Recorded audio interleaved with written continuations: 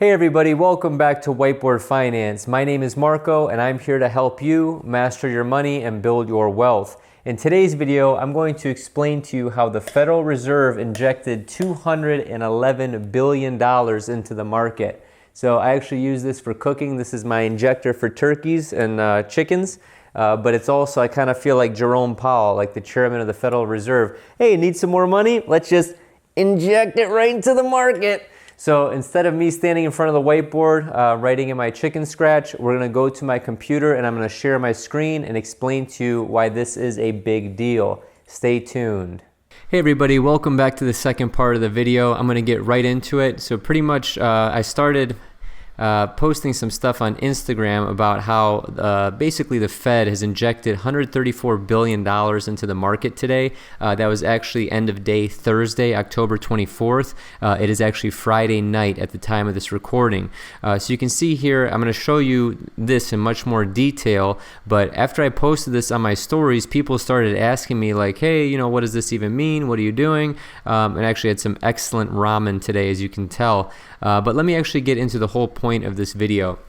So the Federal Reserve Bank of New York, as you can see here, we're on their website right now, and for all the people that know what I'm talking about, you'll notice that the domain name is newyorkfed.org, not newyorkfed.gov, G-O-V. Why is that? Well, that's outside the scope of this video, and that could be a 5-hour long documentary, but we're not going to get into that today. But for the people that know what I'm talking about, you know what I'm talking about. So the Fed has pumped in $211 billion into the repo market. So you may be wondering, you know, what is the repo market? You know, why all this money? What does this even mean? So let's dig a little bit deeper, okay? So basically, this is coming straight off the Fed's website itself. So the New York Fed is authorized by the Federal Open Market Committee, the FOMC, to conduct repo and reverse repo operations, okay? So the New York Fed's open market trading desk executes these repo and reverse repo operations in the tri-party repo market. So repurchase agreements, also known as repos, are conducted only with primary dealers. So if you want to know who these primary dealers are, it's pretty much your usual suspects. It's your basically your BNP Paribas, Barclays, Bank of America, Citigroup, Credit Suisse, Deutsche Bank, Goldman Sachs, HSBC, all the big players, okay? So everyone that you're already familiar with, all the big banks. So repo and reverse repo operations were used prior to the financial crisis to adjust the supply of reserve balances and keep the federal funds rate around the target level established by the FOMC. At that time, repo operations were typically conducted daily to fine-tune the supply of reserves in the system. Repo transactions temporarily increase the quantity of reserve balances in the banking system, okay? So this is coming straight off of the Fed's own website. So when people are talking about banking reserves, each bank needs to have a certain amount of reserves based on the amount that they're lending, okay? So if a bank has $1 in their reserves, they can't go out and write a $300,000 mortgage, right? They don't have enough in reserves. That's obviously an extreme example, but you know what I'm trying to say.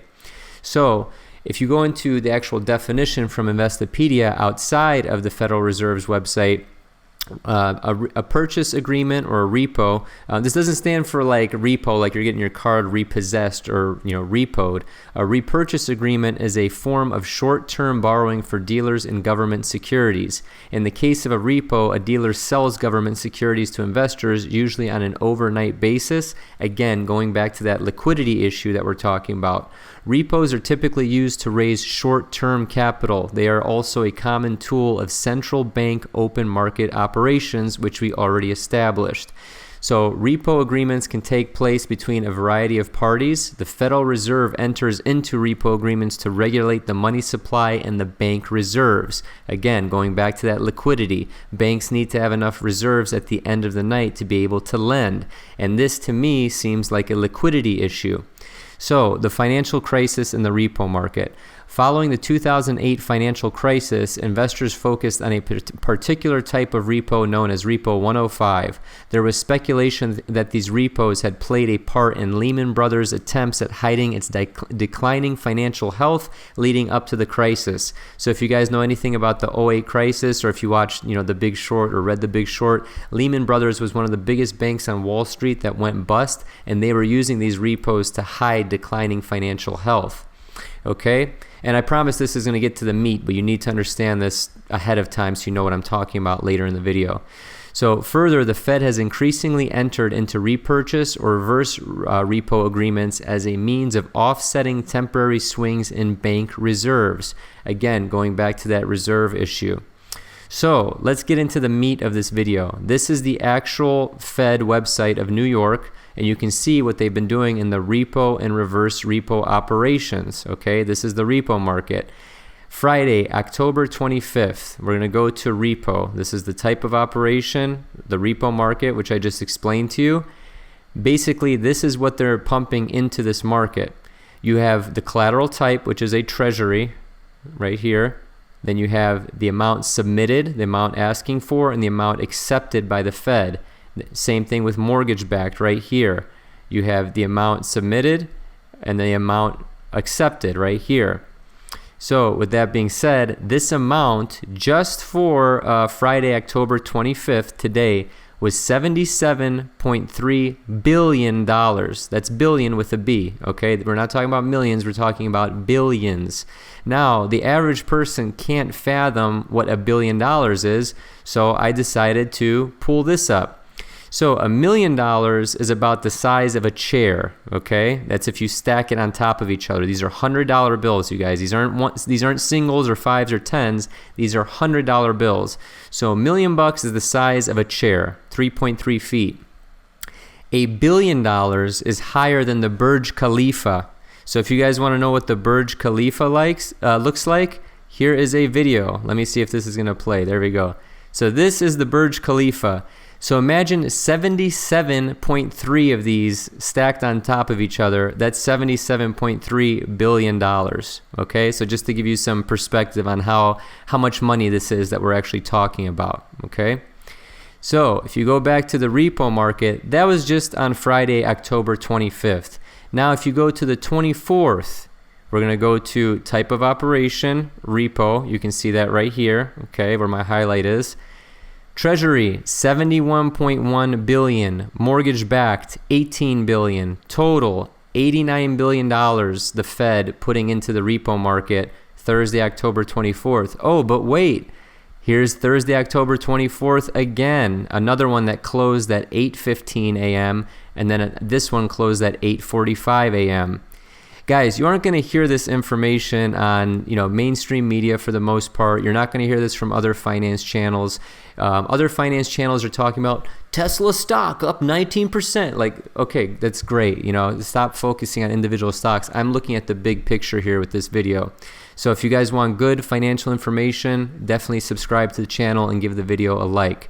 So let me continue. 45 billion plus 89 billion, that's basically $134 billion in one day.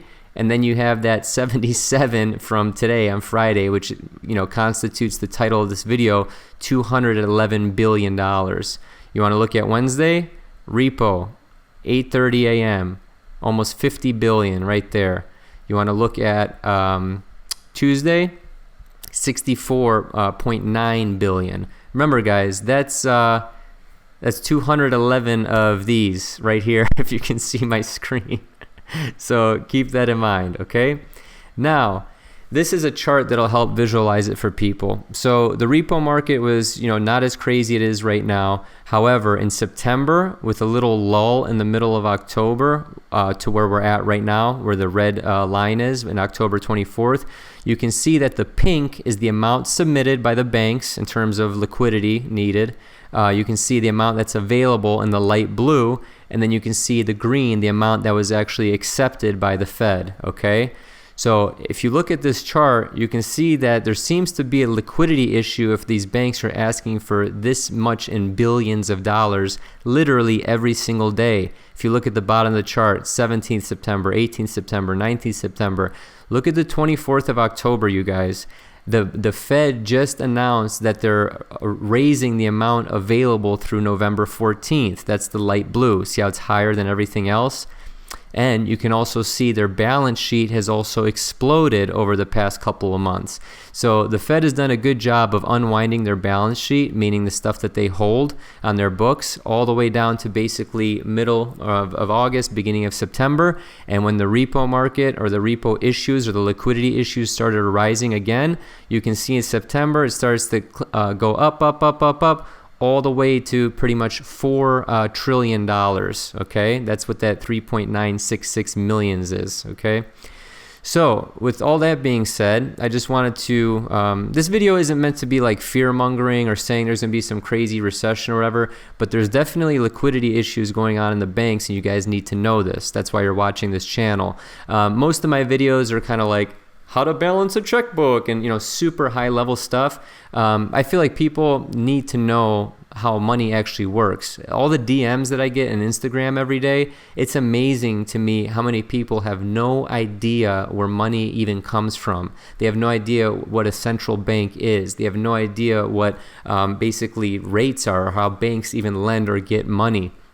It's, you know, you go to work 8 to 5, 350 days out of the year pretty much, and work for this money when it's pixels on a screen and you don't even know where it comes from. That kind of boggles my mind. So you guys need to absolutely, obviously follow this channel and understand how money works. So let me leave the video with this. This has nothing to do with the repo market, but I thought it was a pretty cool chart. Let me see if it's popping up on the screen here. Okay, this right here is what we call the EFFR. So this is what the Federal Reserve lends to other banks. This is the interest rate that banks are pretty much getting their money at, and they're going to lend it to you at a higher rate to make the difference, to make money, okay? So if I sent this chart all the way back to October 24th of 2000, and you can see how interest rates go up and down depending on how the economy is doing. So if you look at October 30th, 2000, where my cursor is right now, the EFFR, basically that rate was at 6.56%, and then the dot-com bubble happened, and you can see how rates go down, down, down, down, down. The reason rates are going down is because the Fed is trying to stimulate the economy, okay? When rates are high, businesses don't borrow. People don't borrow. They park their money because they're earning good interest in their savings accounts.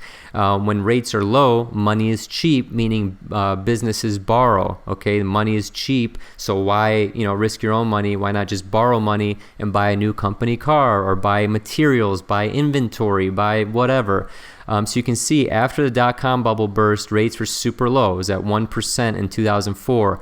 And then you can see after the market started to recover, the Fed is trying to slow the economy down, and they're raising rates. So you can see here, right before the peak in 2006, 2007, interest rates were being lended to other financial institutions at pretty much 5.25.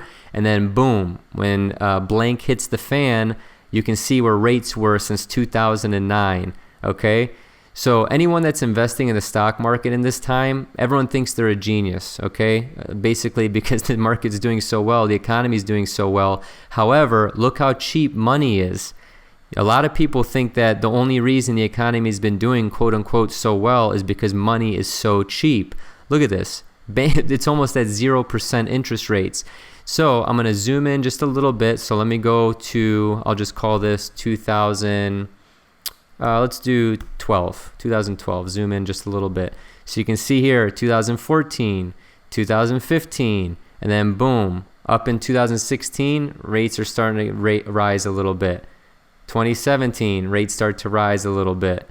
2018, rates start to rise a little bit. And now here we are, rates are rising, and then boom, right here, August, big chunk down, go back to September with the repo rates that we're talking about, with the liquidity issues that we may be seeing, boom, goes down again. So the reason that the Fed lowers rates is to stimulate the economy, okay? So now I'm in a 1-year view. You can see that rates were pretty much flat from December of 18 all the way to July of 2019, and then we have, boom, lowered rates again. So if the economy is doing so well, just how the mainstream media would lead you to believe, why are rates dropping? Why are we cutting rates multiple times a year, or excuse me, multiple times a month? I just got a call from my bank the other day saying, hey, we just lowered 30-year mortgage rates. We're locking them in at whatever, 3.39% or 3.49%. Why are they doing that if the economy is doing so well?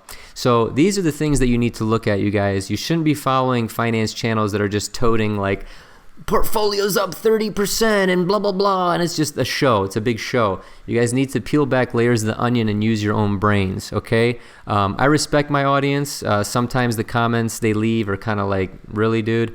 But other times, 9 times out of 10, it's like, you know, Marco, this is a great channel. You're changing my life, blah, blah, blah. You're a great teacher. I appreciate all that. However, you can't just let someone else do the thinking for you. I'm just a guy on YouTube, okay? I can't think for you.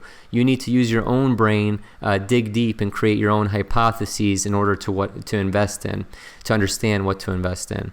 So at the end of the day, I appreciate your viewership. If you want to share this video with one friend who needs to see this, please do it on Facebook, Twitter, social media, and LinkedIn. I would greatly appreciate it. Share it with a friend, text it to your brother who doesn't understand what the Fed is or what the repo market is. Hopefully they'll become a little bit smarter after this video.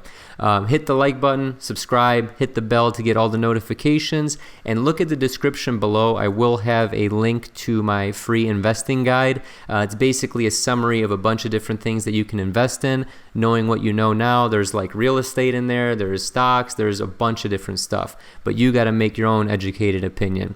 Thank you so much, everybody, and as always, have a prosperous day.